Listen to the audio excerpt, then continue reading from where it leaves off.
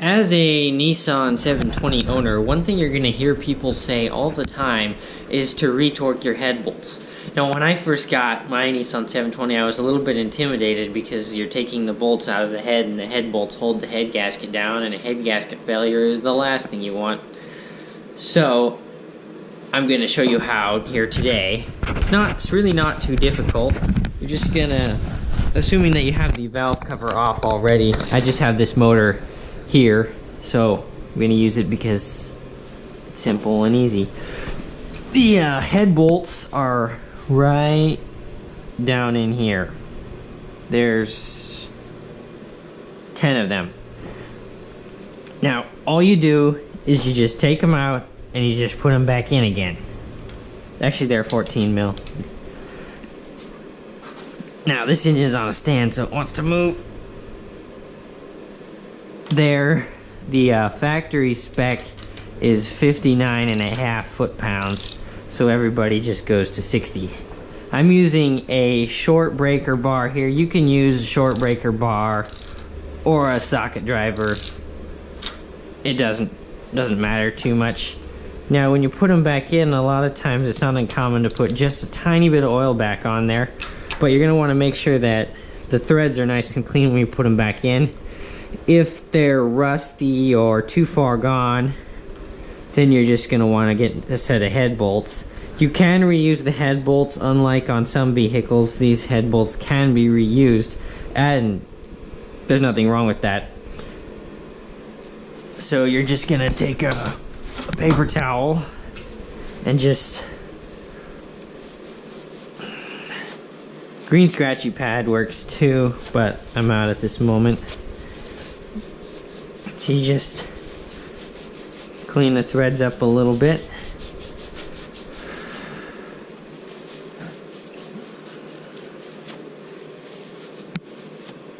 There we go, you can see, not too dirty. Just generally not too bad. So we'll just drop it back in. Then you just tighten it back up. Now, whatever you do, do not take two out at once. It's very bad. That's going to cause a head gasket failure. Don't take two out at once. Just take one out at a time.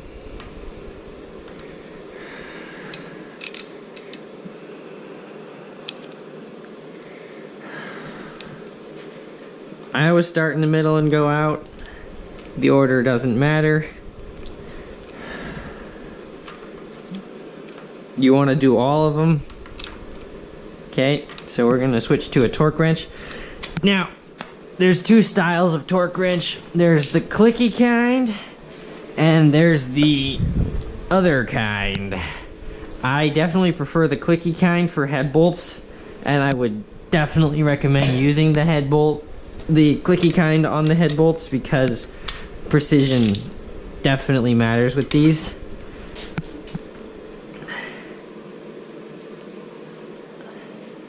Just put it on there. Go till it clicks. It's gonna be pretty tight. Ah, there we go.